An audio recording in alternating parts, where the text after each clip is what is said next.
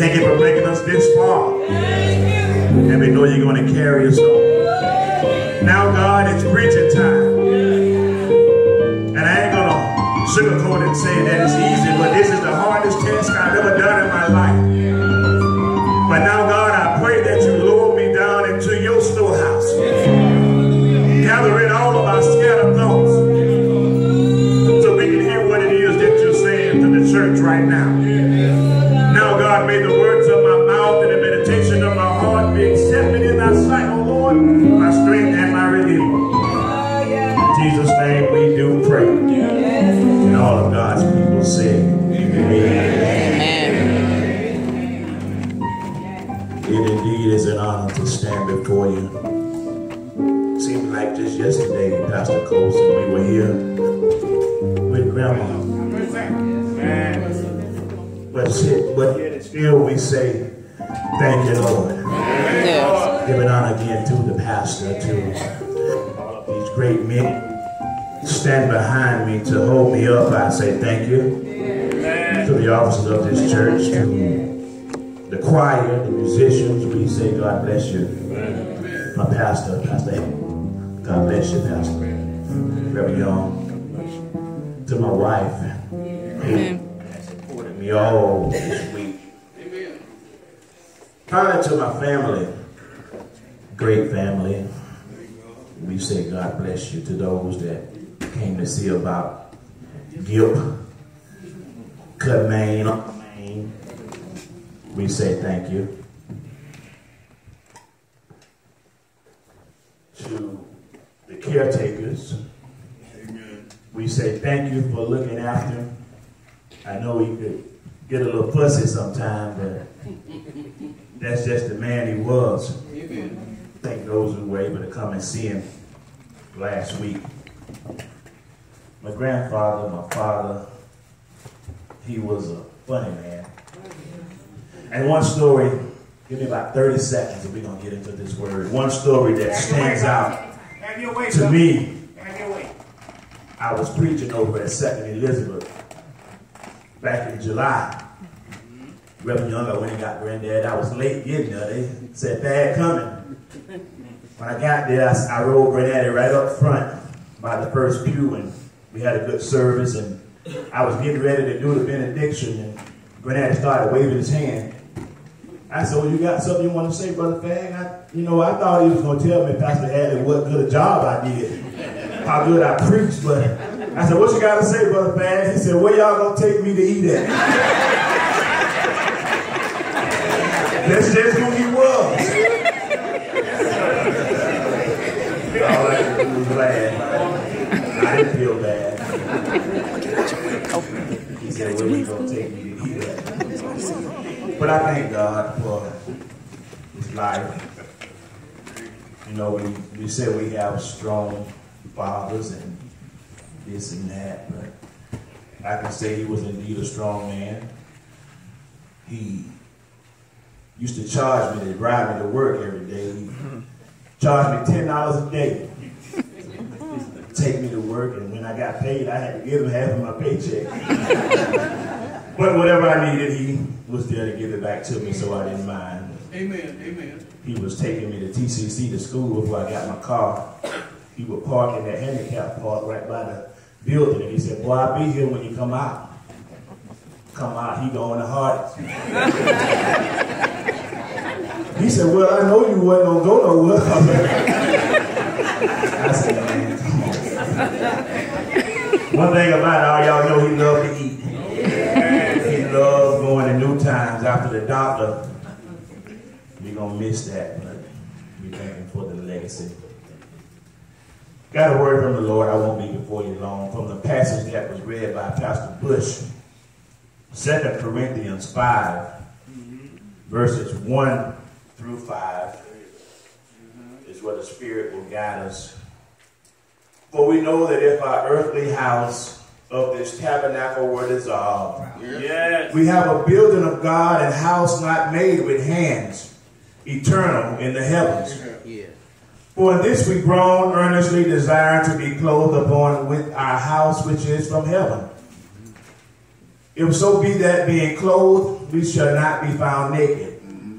For we that are in this tabernacle do groan, being burdened, not for what we would be underclothed, but clothed upon, that mortality might be swallowed up in life. Now he that had wrought us for the selfsame thing is God, who also hath given us unto the earnest of the Spirit. For a few moments, and as the Spirit of God directs, we want to speak from the subject, death is not the end of our story. All right. Death is not the end of our story. Say so. Of all the fears that plague the heart of man, none is greater than the fear of death. It is our greatest fear and the sum of all fears, because many are afraid to die. Wow. Many are afraid of what happens when they die. And death is a fundamental human problem. Well, My brothers and sisters, life is short and it is very uncertain. The Bible says, what is your life? You are a mist that appears for a little while and then vanishes away. It is sometimes said that nothing is certain in life except death and taxes. All right. But that is not always true these days, because the clever man with the good lawyer can find a way around most, if not all, of his taxes. Yes, sir. But there is no one who has ever escaped that appointment called death. We don't have any witnesses today. The statistics on death have never changed. 1 out of 1 person dies. But my family and friends, does death really win in the end? Come on, teach it. Well, on this side of the grave, it's really hard to tell. Because we don't know much beyond the familiar words of Ecclesiastes, where it tells us that there is a time to be born and there is a time to die. Visit any cemetery, and most of the time you can't really tell much difference between the Christian and the sinner. Because they're all buried side by side, 6 feet underground. They're all grouped together, young and old, male and female, rich and poor, famous and unknown, churchgoers and non-believers. But the good news for the believer is that death is not the end of the story for those who know the Lord. Do I have any witnesses in the house? I preach this thing if you allow me to. The Bible tells us what lies ahead for those of us who know Jesus.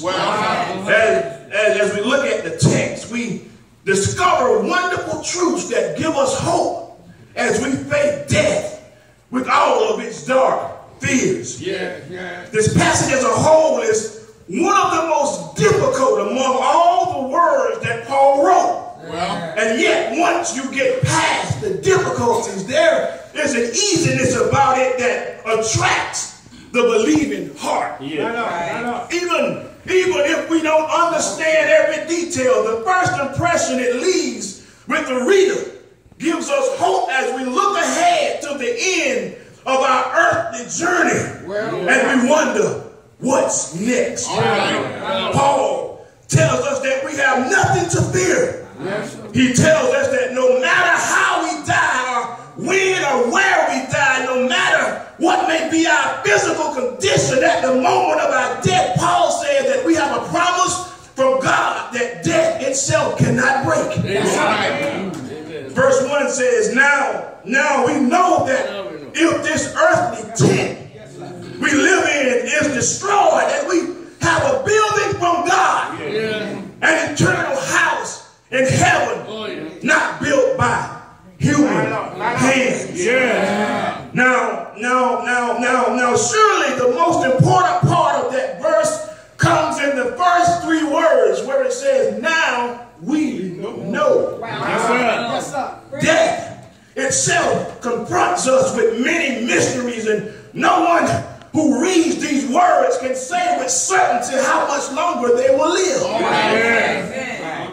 2 months ago, I celebrated my 44th birthday. Will I live to see 45? The odds are in my favor, but the odds are nothing more than a calculation. Yes. Because every single breath we take is a gift from God. Can I get any witnesses?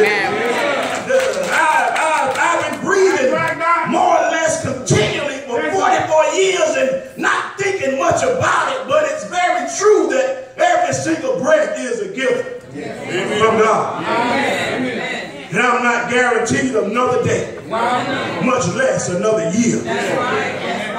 Paul in our text tells us that our bodies are like tents. Yeah, just like tents, they wear out, they sag, they expand, they wrinkle. The joints start squeaking, the arteries get hard. Gravity begins to pull everything down. The heart slows down, the eyes grow dim, the teeth fall out. The back is bent, the arms grow weary. Our bones break and our muscles weaken. The body bulges in all the wrong places.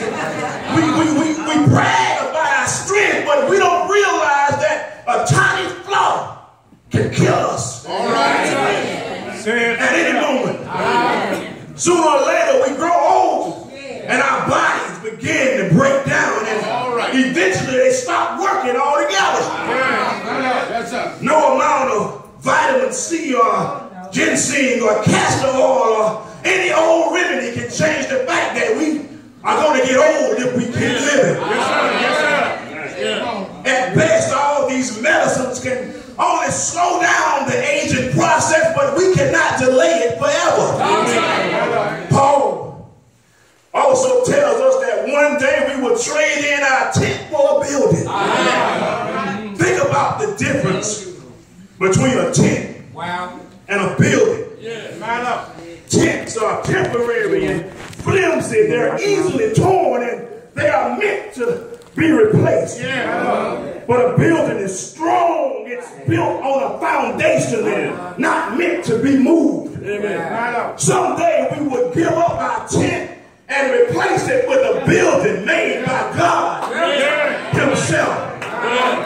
That one fact tells us something important about death. It tells us that death is not the end of our story. It tells us that death is not evaporation and death is not annihilation. No, death is nothing but a trade-in. I got any witnesses today? One day we'll trade in our broken down body for a new body. Last Sunday afternoon, my grandfather traded in his broken down body and he got a new body. He traded in his failing heart for a new heart. He traded in his weak lungs for new lungs. He traded in his failing organs for new organs. He traded in his weak legs for new strong legs. Look at what Paul says about that new body. Paul says that the new body is from God. This new body is not made with man's hands. Paul says that this new body will last for all eternity because the body is heavenly and not earthly. That's what Paul means when he says, now we know. Lots of things we don't know about the future, but this one thing I do know is certain. My brothers and my sisters, we don't have to live in these tents forever because we know that someday our tent will be replaced with a building that's made by the mighty hands of God. Verses 2 through 4 tell us that meanwhile we grow, longing to be clothed with our heavenly dwelling. Because when we're clothed, we will not be found naked. For while we are in this tent, we groan and are burdened because we do not wish to be unclothed, but to be clothed with our heavenly dwelling. So that what is mortal may be swallowed up by life. Yeah. What will the coming day of resurrection be like? We can find three answers in these verses. The first answer is it is like putting on an overcoat. Well, when Paul says we long to be clothed, he uses an unusual Greek verb that means to be clothed upon. Yes.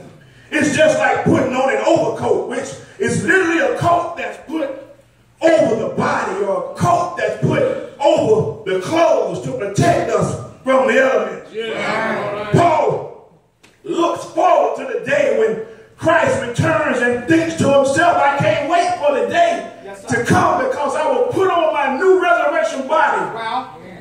Just like I put on an overcoat. Yeah. Also, the coming day of resurrection is the answer to all of our groaning. yes, We groan because of a job we hate. We groan because of unfulfilled dreams. Yeah. We groan because our bodies break down. We groan because our marriages break up. We groan because our children go astray. We groan because sometimes our friends disappoint us. We groan because we live in a fallen and mixed up and broken down world. We ourselves are broken down. So we look for a better day and a better place, and we dream of a better world where there is no more cancer.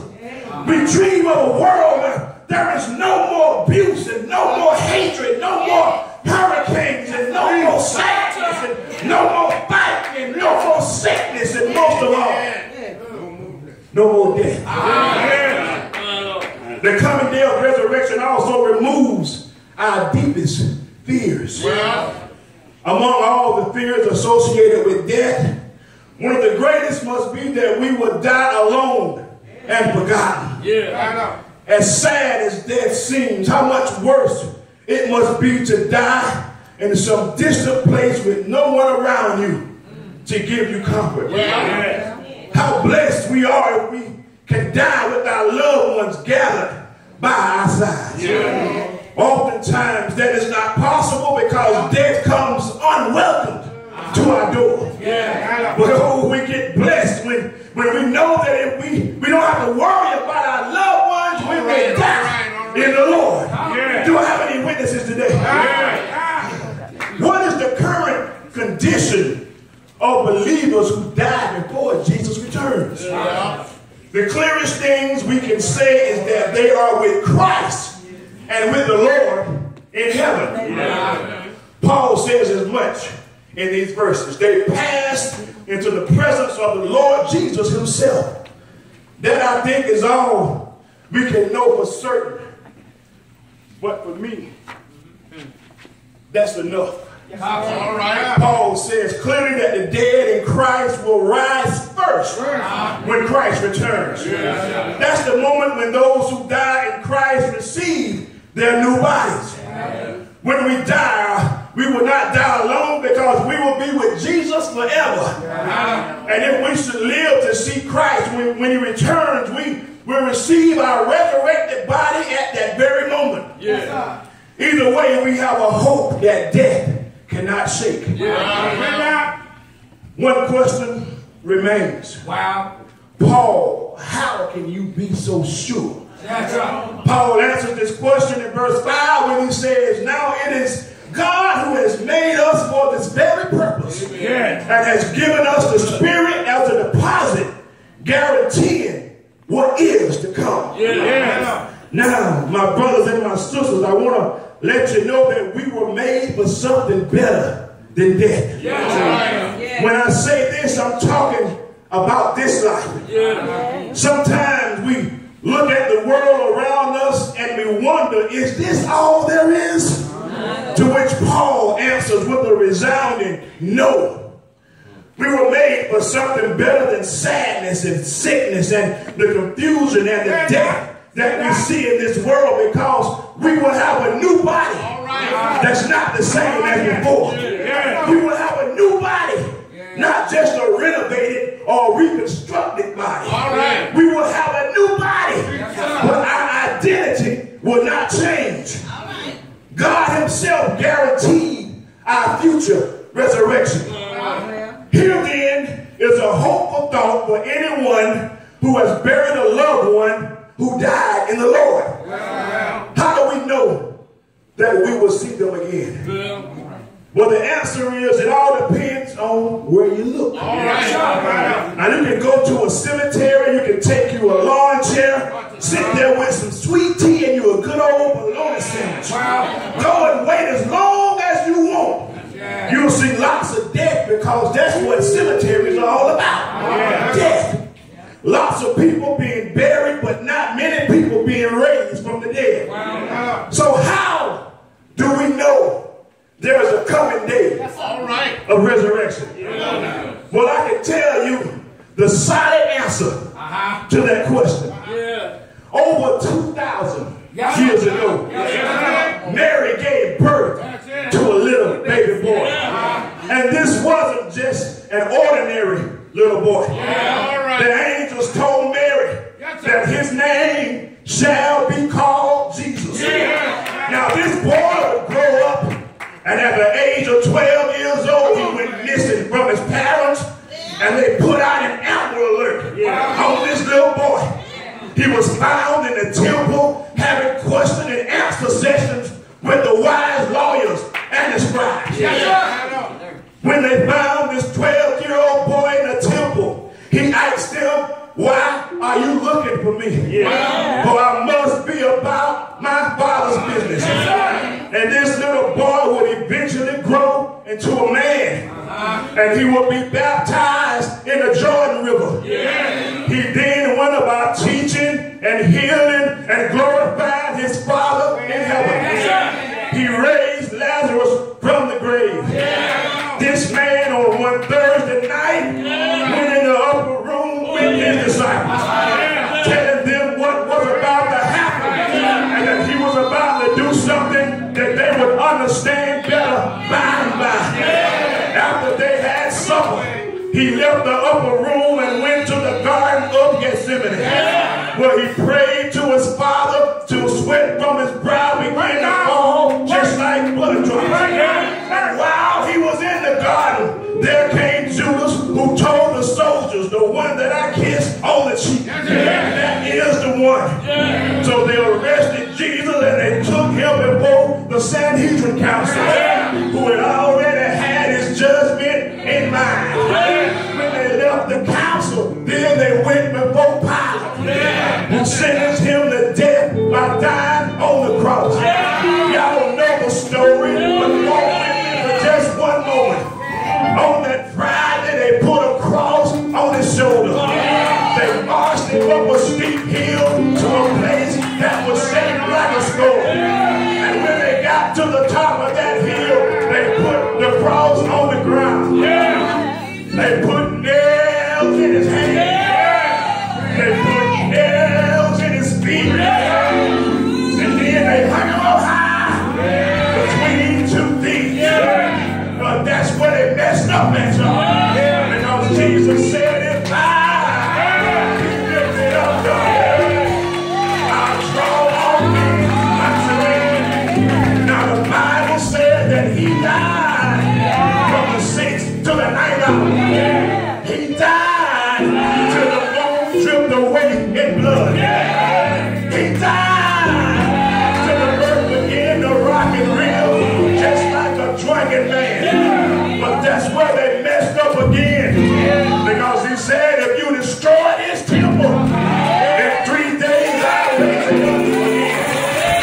They thought that it was over. When Joseph came and asked for his body, they took the body down, put it in Joseph's new tomb. They made sure they sealed the tomb up real tight so that nobody could come and steal the Lord's body. But we weren't worried about that, y'all, because we know that the prophecy had to be fulfilled. So they put him down in the grave. He stayed there all Friday. He stayed there all Friday night. He stayed there all day Saturday. Stayed there all Saturday night. But this is where we get happy, because Friday,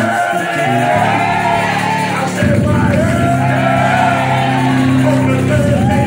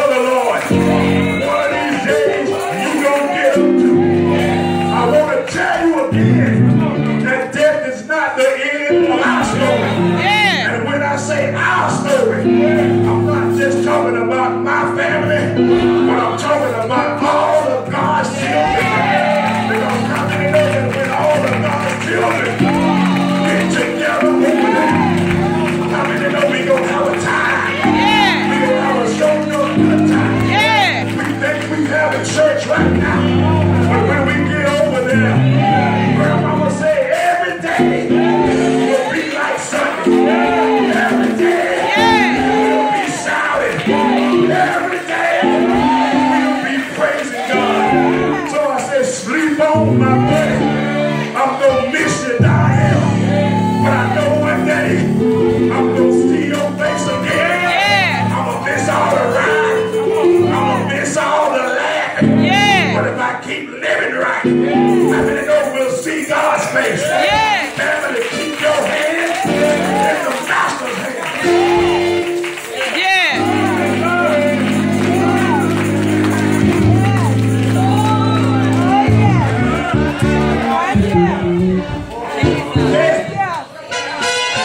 It's nothing but an intruder to God's people. But we're not worried because the only way we're going to see God's face, how many know we got to die? The only way we're going to see God's face, we got to go through this same motion right here. So hold on to God's unchanging.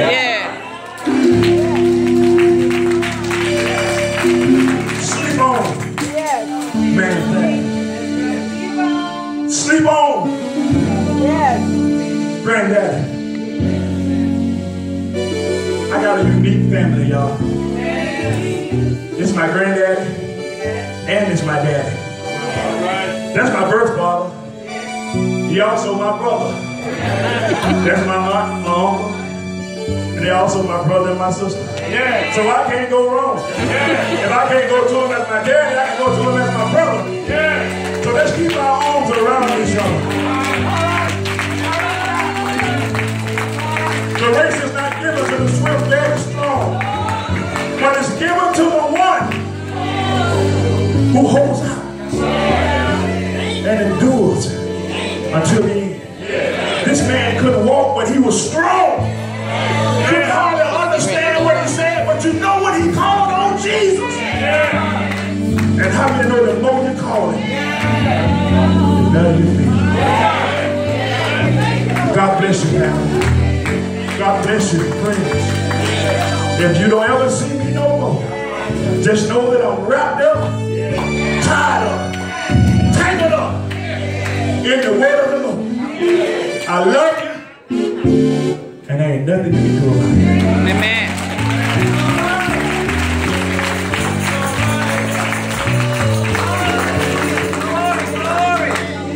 We carry on. Coming what to tell.